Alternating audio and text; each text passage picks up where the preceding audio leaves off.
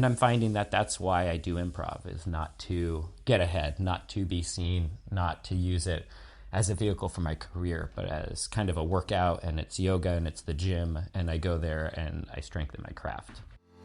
If you're a professional actor challenged by an increasingly fragmented industry, then this podcast is for you.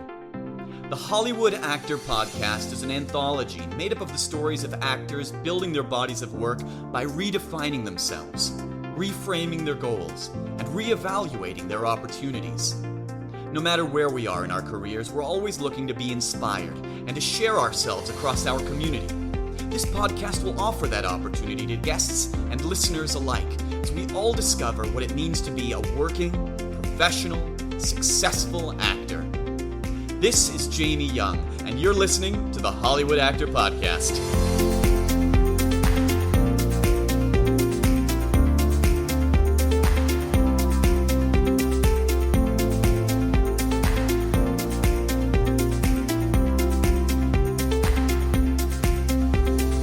Today's guest is Alex Knight.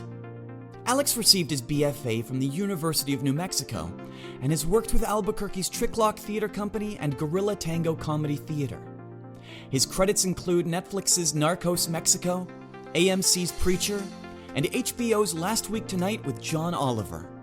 You can see Alex on stage every Friday night at LA's The Improv Space and follow his visual art on Instagram. Now let's talk with Hollywood actor Alex Knight.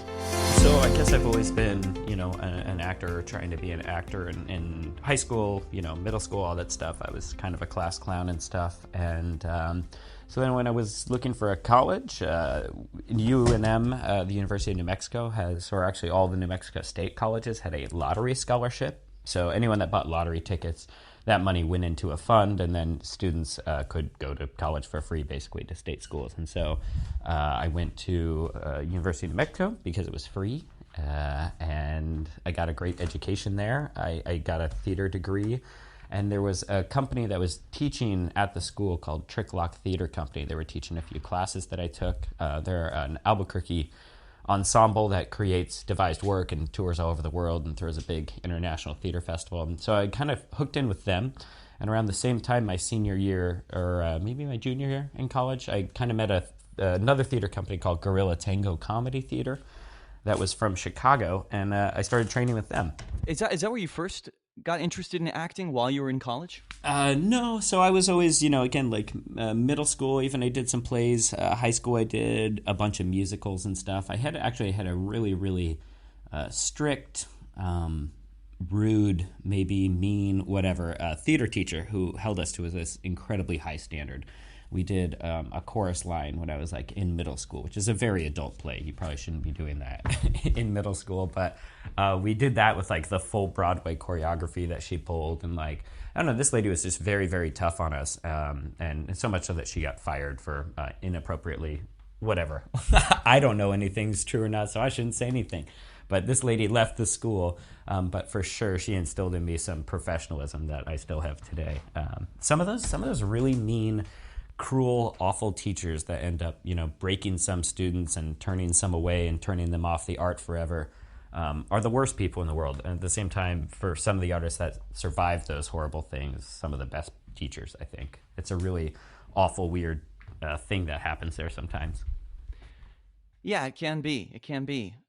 Sometimes those turn us completely off of something, and sometimes those can oddly inspire us, can push us into that direction. Yeah, absolutely. I have friends that, stopped doing theater, a couple people that were really into it and stopped doing it. And there's part of me that is, it's a shame that they're not involved anymore, but at the same time, their lives have opened up into new things. So it's really hard to judge. For sure, the mistreatment of a student is awful to see and experience, but God. Oh, for sure. It's a very dangerous conversation we're having, but my gosh, sometimes that really hard stuff really makes people better people in a lot of ways. So who knows? I think there is room in your art to have some very strict, hard teachers. If it's something that you love, it's worth getting at eventually, I think, or finding. I think we were talking earlier, I just wanted to have in the podcast about, you were saying that in high school, there was a role that a friend of yours wasn't able to pursue, and so he talked to you about it, and that got you kind of on the Hollywood film TV trajectory a little bit? Yeah, that was my first SAG work was, I was just in high school, and there was another guy older than me who had a part in this small indie movie called Mall Cop. Not the Paul Blart Mall Cop that came out a few years later, but this was a small indie film, but somehow it was a SAG film, even back in the day. And he couldn't do the part, and somehow he asked me, or they asked me, he told them I could maybe do it. They asked me to do it. So I didn't audition for this part, but it was for a skinny teenage kid, and that was my first credit. And that's what let me join the union. And so I joined the union, SAG, in 2003 when I was still in high school. I didn't use my membership for 4 years. As I was in college, you can't really kind of do both effectively. So I just kind of sat on it. But that was, definitely my first role and my first kind of entry into, I guess, acting professionally for money. So going from grade school, where you're starting to get interested because of this very aggressive and intense teacher, and then plugging into the Hollywood film and TV industry with that first perchance role, and then you're studying that at college, and then getting introduced to these real theater companies that are starting to get you on the ground. Yeah, and then I started doing improv heavily. And then I even started teaching at that theater. I think before I even graduated college, I was teaching at that theater, and I really hooked up with Tricklock. And as soon as I graduated, I started teaching their classes in the college that I just graduated from. So I think I just really was just hungry, really, really hungry. In hindsight, looking back, like, wow, I was busy. I was really trying to get involved in lots of stuff. That passion was really clear in me, and these people really started to sharpen it and put it into a more focused place, which again was physical theater through Tricklock, and then improvisation through Gorilla Tango. Yeah, balancing your time between those two large pursuits sounds quite daunting. Yeah, I got in trouble actually with UNM. They were angry at me for doing so much theater at Gorilla Tango. They were like, if you want this theater degree, you got to do shows with us. So I ended up having to do some things that I didn't even want to do, some work with some teachers I didn't want to work with or whatever, because that's the dues you had to pay, I guess. I was part of, for lack of better, to please them. But they should have been happy for you that you were starting to make your way in the real world. They were, but I also understand that idea of that was my ensemble, kind of my theater, my grade of actors. These were the people that I was graduating with and working with, and I did owe them something. It was, we are a theater group. Even if we're not doing a play, we're doing theater. I don't know. There's something to be said about. I was in 3 ensembles, kind of UNM, Tricklock, and Gorilla Tango. And what's your experience specifically with Tricklock? I understand that that's a physical theater company that devises new work and performs it around the world. So they're a physical theater company. They, devise work, like we said. They tour all over the world. They have strong connections with Poland, and that's where they get a lot of their physical theater, which, any outside foreign kind of art is so inspiring and so really opens up what you thought you could do. And seeing people do theater in different countries and stuff, there's just some sort of unity that I got with them, some sort of global unity, and I don't know the best way to say it, but support for my art in that, what's the best way to say this, that there's just other artists out there that we're not as small as we think, you talk about in the podcast. It's an isolating industry, and to see that there's industries in other countries, even if they're just theater and weird plays and stuff that are touring, it's still just seeing artists like yourself is inspiring for sure. And I think that helped me in a lot of ways.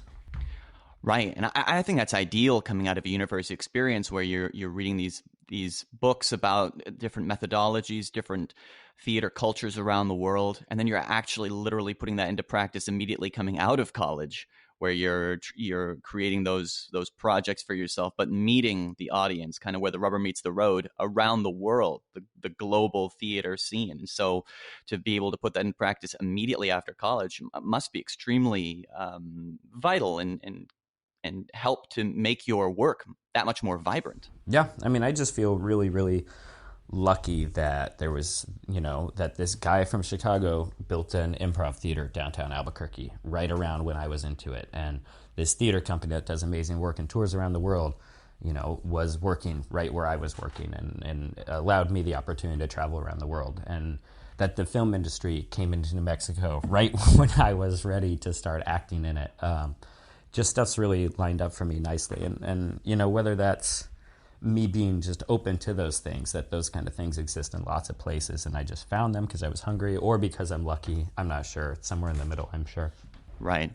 Can you talk about a little bit about that transition from Gorilla Tango to the show at the Box downtown Albuquerque? Yeah, so we were with a company called Gorilla Tango that was opened by a man named Dan Abate.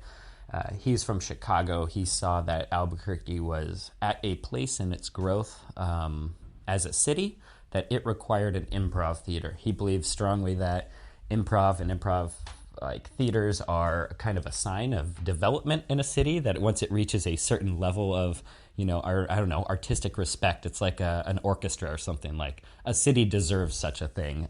So he opened up this theater, and I started playing there, and it did pretty well. It was downtown on Central Avenue, and the rent was really high.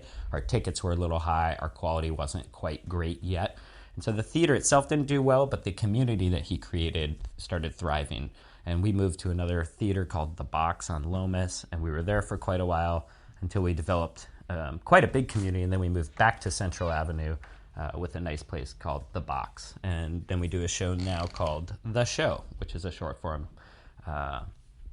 improvisational show that was created by another man named Cody Dove, who kind of also saw the same potential. I think of him as my improv mentor. He's a Second City guy, and he trained us for years and years, and he's similar. He's similar in that he's very strict, very sharp, very tough, and really makes people learn their stuff. I really appreciate those teachers a lot of times. And we're going to get into your transition to Los Angeles, but I just wanted to bring to bear the fact that you have explored a little bit of the improv scene here. And so like UCB, Upright Citizens Brigade, Improv Olympic, Groundling, Second City, there's these stalwarts that have grown over the years here in Los Angeles. They have these kind of diverse classes, these different levels. There's something for everyone. People that are interested in improv and people that are enjoying improv, the general public. Do you see that with the show, with The Box downtown, and how that has developed? Yeah, I see some similarities for sure. There's, we've in Albuquerque, we did not have any of that stuff, and now we have a full curriculum of classes, and we have kind of trajectory for if you're a student in those classes, that eventually you can join a student team and join the main ensemble. And then we also have people that have gone through our improv training in Albuquerque and have gone on to move to Hollywood and tried to pursue acting and stuff. So it is a very similar ramp kind of that we've created there, and it's a lot inspired by those other cities. That said, Albuquerque's always been kind of an island for improv, where we don't have a lot of input or feedback or a lot of new people coming through teaching us stuff. So we kind of developed our own style there in a lot of ways. And I do believe if you go to Albuquerque, you'll see an improv that is a little different than LA, than Chicago, than New York, but definitely mirrors the business plan that these theaters do, which is unfortunate at the same time, because I feel like some of these theaters, when they get so big, they lose that heart, they lose that sight of what's happened. And when I moved to LA, I was working at UCB for a little bit, but it was a little too polished, too clean for me. And I ended up finding a place called the Improv Space in Westwood that is a little more my speed, a little more heart and soul, a little smaller community. And I'm finding that that's why I do improv, is not to get ahead, not to be seen, not to use it as a vehicle for my career, but as kind of a workout, and it's yoga and it's the gym, and I go there and I strengthen my craft. But it's for me, not for anyone else. I love that. With The Box in downtown, how do you maintain that heart and soul of it? How do you keep it a little bit messy, a little less polished?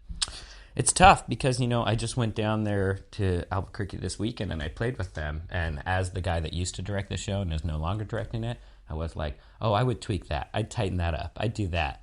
But at the same time, I don't know. It's a fine balance of heart and soul and sloppiness and love and a dirty theater, and it's small and it's, whatever, and then taking it very seriously. And so I guess what I would say is there is a place for both those things. How were you finding the balancing between those two distinctive performance entities and auditioning for Hollywood film and TV? How are you starting to plug in, as you had previously before college, in that Mall Cop film and I'm sure some other projects, once you were a little further matriculated and educated and experienced?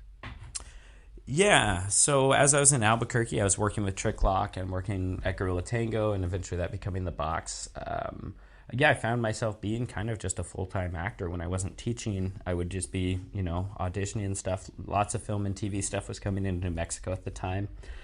And it was honestly like a very smooth, easy transition from, studying my scenes in college classes to studying scenes for auditions. It's just very smooth and very easy, and they all kind of blended together. I joined SAG in 2003, so it just felt like there didn't feel like a big change for me ever. Every single kind of step of my career has easily kind of melted into the one before it feels like. And so applying those things, one of the first things that I auditioned for was a film called Friendship. It was a German film that came into town. And I auditioned for it, and the scene had maybe one line, but the scene was a police officer is pulling over these two German guys that are on a road trip across America. And my character opens up the back of the trunk, and he looks inside, and he sees a thing, and he picks it up, and he makes a face about it and says his one line. And there wasn't much to work with there, but because I'd been doing so much physical theater and improv, I did object work, which is miming things, which is normally kind of frowned upon in auditions, at least that's my understanding. But apparently my object work of opening up the trunk and pretending to pull out this thing and look at it was so good that's what they said got me the part. So I don't know. It's so interesting how these little things all add up. That was my weird improv training that did that. And if I hadn't joined that theater, hadn't joined Gorilla Tango, I probably wouldn't have had access to that or the confidence to try to do that. It's just also fascinating how you never know what's going to help you, what's going to work. It's a really fun existence as an actor in that way, that there is zero guarantees, zero paths that are 100% true, or, everyone's so unique. And I just love that about it. Thanks for listening to the Hollywood Actor Podcast. If you enjoy this content, don't forget to rate and review on Apple Podcasts or wherever you're listening.